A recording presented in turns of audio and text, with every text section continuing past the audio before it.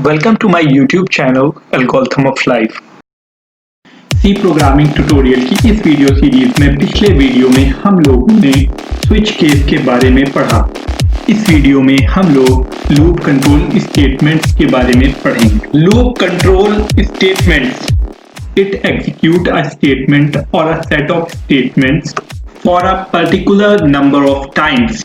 Loop control statement वहां पर use होते हैं जहां पर हमें कोई स्टेटमेंट को या कई सारे स्टेटमेंट्स को बार बार रिपीट करना पड़े। ये तीन तरह के होते हैं, while, do while and for। Loop control statements basically are divided into three major categories: while loop, do while loop and for loop। और ये तीनों के फंक्शन लगभग सेम ही होते हैं, बस इनका सिंटैक्स में थोड़ा सा डिफरेंस होता है। तो अब हम आते हैं while loop के सिंटैक्स पे।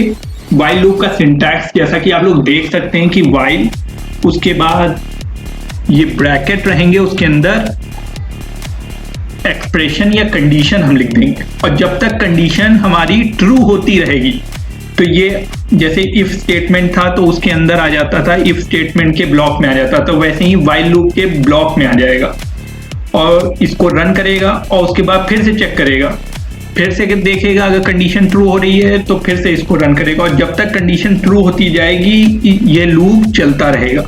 और इसके अंदर के स्टेटमेंट हो या कुछ सेट ऑफ स्टेटमेंट्स हो, वो बार बार रन करते रहेंगे। चलिए अब इसका फ्लो चार्ट हम लोग देख लेते हैं। फ्लो चार्ट और सिंटैक्स का ये एक तरह से कॉम्बिनेशन भी माना जा सकता है, नहीं तो आप फ्लो चार्ट भी इसको समझ सकते हैं कि देखिए यहाँ पर हमने while लिख दिया और फिर सबसे पहले आएगा प्रोग्राम का फ्लो और यहाँ पर कंडीशन चेक करेगा। जब कंडीशन ट्रू होगी तो यहाँ पर सेट ऑफ स्टेटमेंट्स या कुछ स्टेटमेंट्स लिखे होंगे कर्ली ब्रेसेस के अंदर और वो रन करेंगे। जो सेट ऑफ स्टेटमेंट है वो एग्जीक्यूट होंगे और एग्जीक्यूट होने के बाद फिर से एग्जीक्यूशन का फ्लो ये कंडीशन चेक करेगा। अगर कंडीशन फिर से ट्रू होती है तो फिर से ये स्टेटमेंट एग्जीक्यूट होंगे, फिर से एग्जीक्यूशन का फ्लो चेक करेगा इन कंडीशन को, इस कंडीशन को, while की कंडीशन को, और जब तक ये कंडीशन ट्रू होती रहेगी तब तक ये सेट ऑफ स्टेटमेंट्स या स्टेटमेंट जो while लूप के अंदर है वो रन करते रहेंगे। और जब कंडीशन फॉल्स हो जाएगी तो फिर क्या होगा, लूप से हम लोग एग्जिट हो जाएंगे और जो प्रोग्राम के while लूप के बाहर जो भी स्टेटमेंट्स हैं वो एग्जीक्यूट होने लग जाएंगे। चलिए अब हम लोग यहाँ पर एक प्रोग्राम का ड्राई रन देख लेते हैं। तो जो प्रोग्राम है उसमें हमें प्रिंट क्या कराना है, हमें प्रिंट कराना है 1 से लेके 5 तक आउटपुट स्क्रीन पे यूजिंग while लूप। ठीक है, तो सबसे पहले इंट आई, ये i को डिक्लेयर किया है और उसके बाद i equal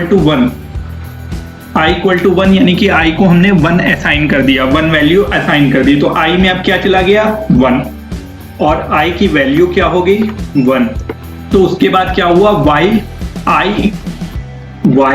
i less than equal to 5, जो कंडीशन हमारी दी है वो i लेस देन या इक्वल टू 5, लेस देन और इक्वल टू 5 ये कंडीशन हमारी दी है। तो जब तक i की वैल्यू लेस देन या इक्वल टू 5 रहेगी तब तक ये कंडीशन ट्रू होती रहेगी। तो अभी ये कंडीशन i की वैल्यू अभी क्या है, अभी i की वैल्यू है 1, तो ये कंडीशन हो जाती है ट्रू। तो जब ये कंडीशन हमारी ट्रू हो जाएगी तो फिर एग्जीक्यूशन फ्लो है, प्रोग्राम का एग्जीक्यूशन फ्लो है वो while लूप के अंदर आ जाएगा और ये जो स्टेटमेंट्स हैं इनको चलाएगा। तो पहला स्टेटमेंट जो आपको यहाँ पर दिख रहा है वो है printf, और printf में हम लोग क्या करा रहे हैं, printf में हम लोग i की वैल्यू प्रिंट करा रहे हैं। तो यहाँ पर जब i की वैल्यू प्रिंट होगी तो क्या हो जाएगा, आउटपुट स्क्रीन पे 1 प्रिंट होके आ जाएगा। ठीक है, उसके बाद i की वैल्यू में 1 प्लस करके i को असाइन कर दे रहे हैं, i की value i equal to i plus 1।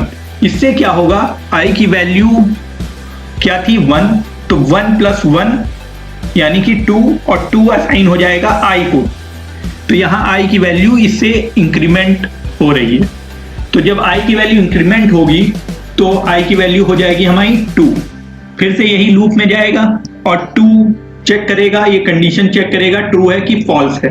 और जैसा कि आप लोग देख रहे हैं कि ये कंडीशन जो है हमारी वो 2 लेस देन इक्वल टू 5, ये जो कंडीशन है हमारी ये ट्रू है। क्यों? क्योंकि 2 लेस देन इक्वल टू 5 होता है। तो अब फिर से क्या होगा, प्रोग्राम का एग्जीक्यूशन फ्लो व्हाइल लूप के अंदर आ जाएगा और इन स्टेटमेंट्स को फिर से एग्जीक्यूट करेगा। तो जब प्रिंटफ को एग्जीक्यूट करेगा तो i की वैल्यू जो कि 2 थी वो आउटपुट स्क्रीन पे आ जाएगी। और फिर या इस लाइन से i equal to i plus 1 से i की वैल्यू इंक्रीज हो जाएगी 1 से। ठीक है, तो i की वैल्यू हो जाएगी 1 से इंक्रीज और i की वैल्यू हो जाएगी 3। उसके बाद i की वैल्यू जब 3 हो जाएगी तो फिर से एक बार while लूप की कंडीशन को चेक किया जाएगा। while लूप की कंडीशन फिर से ट्रू हो जाएगी क्योंकि 3 लेस देन इक्वल टू 5 होता है। और उसके बाद फिर से while लूप के अंदर के सारे स्टेटमेंट्स एग्जीक्यूट होंगे। तो printf जब एग्जीक्यूट होगा तो उसमें i की वैल्यू फिर से प्रिंट करेगा और i की वैल्यू 3 है तो आउटपुट स्क्रीन पे क्या आ जाएगा 3। उसके बाद फिर से क्या होगा कि i की वैल्यू इंक्रीज करेगी 1 से तो i की वैल्यू हो जाएगी 4। फिर से चेक करेगा और 4 लेस देन इक्वल टू 5 होता है। ये कंडीशन या टेस्ट एक्सप्रेशन हमारा फिर से ट्रू हो जाएगा और फिर से while लूप के अंदर के स्टेटमेंट्स एग्जीक्यूट होंगे। जब while लूप के अंदर के स्टेटमेंट फिर से एग्जीक्यूट होंगे तो printf में क्या करा रहे हैं हम, i की वैल्यू प्रिंट करा रहे हैं। तो i की वैल्यू आउटपुट स्क्रीन पे फिर से 4 प्रिंट होके आ जाएगी। फिर से i की वैल्यू हम इंक्रीज करेंगे और जब i की वैल्यू इंक्रीज करेंगे तो i की वैल्यू 4 से 5 हो जाएगी।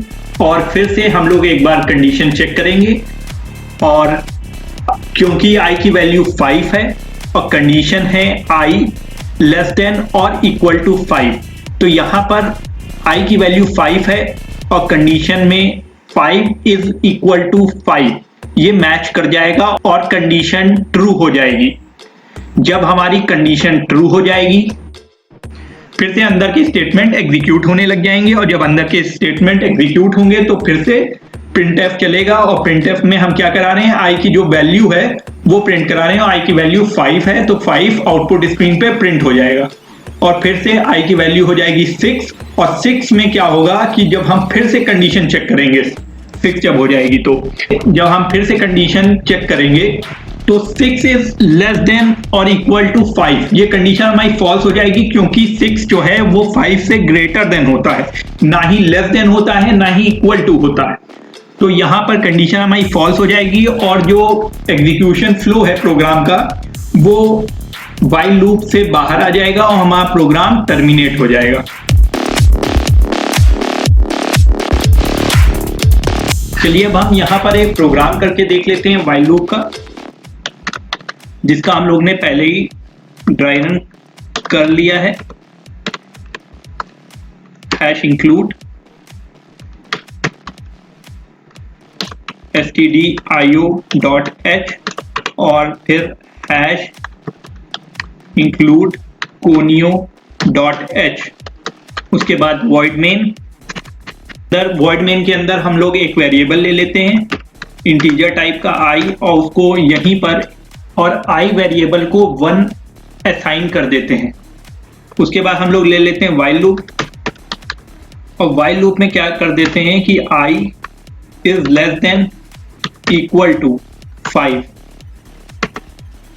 उसके बाद while लूप के अंदर लिख देते हैं printf और i की वैल्यू प्रिंट कराने के लिए %d/n सेकेंड लाइन में प्रिंट करने के लिए और उसके बाद i लिख देते हैं और फिर यहाँ पर हम लोग क्या करते हैं i equal to i plus 1, i की वैल्यू को इंक्रीमेंट करने के लिए। फिर हम लोग गेट ch लिख देते हैं स्क्रीन होल्ड करने के लिए और फिर यहाँ पर हम लोग मेन को एंड कर देते हैं। और हम लोग यहाँ पर भी एक और फंक्शन लिख लेते हैं जो conio.h के अंदर दिया हुआ है CLRSCR। ये आउटपुट स्क्रीन को क्लियर करने के लिए होता है। अब हम लोग आउटपुट स्क्रीन को यहाँ पैरेलल कर लेते हैं थोड़ा सा ये, और इसको थोड़ा सा कर लेते हैं इसको भी, ताकि हमें पता चलता रहे कि क्या हो रहा है। अब देखिए, अब इसको एक बार रन करके देख लेते हैं हम लोग हो रहा है कि नहीं। कोई एरर नहीं, और रन किया हमने तो रन करने पे क्या आया 1 2 3 4 5। चलिए अब देखते हैं कि कैसे कैसे प्रोग्राम का फ्लो कैसे जा रहा है। तो सबसे पहले मेन मेथड में आएगा, मॉडिफाई कर लेते हैं। सबसे पहले मेन मेथड में आएगा, उसके बाद इंट i इक्वल टू 1 यानी कि i को 1 असाइन हो रहा है। फिर CLRSCR से आउटपुट स्क्रीन क्लियर होगी। उसके बाद वाइल में कंडीशन चेक होगी, और कंडीशन में क्या है i इक्वल टू 1। उसके बाद i को प्रिंट करेगा आउटपुट स्क्रीन पे, और i की वैल्यू इंक्रीज होगी। उसके बाद क्या होगा, फिर से i की वैल्यू इंक्रीज होगी तो i की वैल्यू 2 हो जाएगी, तो फिर से 2 को प्रिंट करेगा आउटपुट स्क्रीन पे, और i की वैल्यू फिर से इंक्रीज करेगा 1 से, और i की वैल्यू हो जाएगी 3। फिर से आएगा यहाँ पर, फिर से कंडीशन को चेक करेगा, और 3 लेस देन इक्वल टू 5 यानी कि ये कंडीशन ट्रू हो जाती है। और फिर से आउटपुट स्क्रीन पे i की वैल्यू को प्रिंट करेगा, और i की वैल्यू इस टाइम क्या है 3 है, तो 3 को प्रिंट करेगा। अब i की वैल्यू 1 से फिर से इंक्रीज होगी, और i की वैल्यू हो जाएगी 4, और 4 वाइल की कंडीशन को फिर से चेक करेगा, और i की वैल्यू क्या है यहाँ पर 4 लेस देन इक्वल टू 5 यानी कि कंडीशन ट्रू हो जाती है। और फिर से i की वैल्यू को आउटपुट स्क्रीन पे प्रिंट कराएगा। उसके बाद i की वैल्यू 4 से 5 हो जाएगी, और फिर से while i less than equal to 5 यानी कि 5 इक्वल टू 5, ये फिर से कंडीशन ट्रू हो जाएगी, और फिर से आउटपुट स्क्रीन पे i की वैल्यू को प्रिंट कराएगा, और फिर i की वैल्यू इंक्रीमेंट होगी।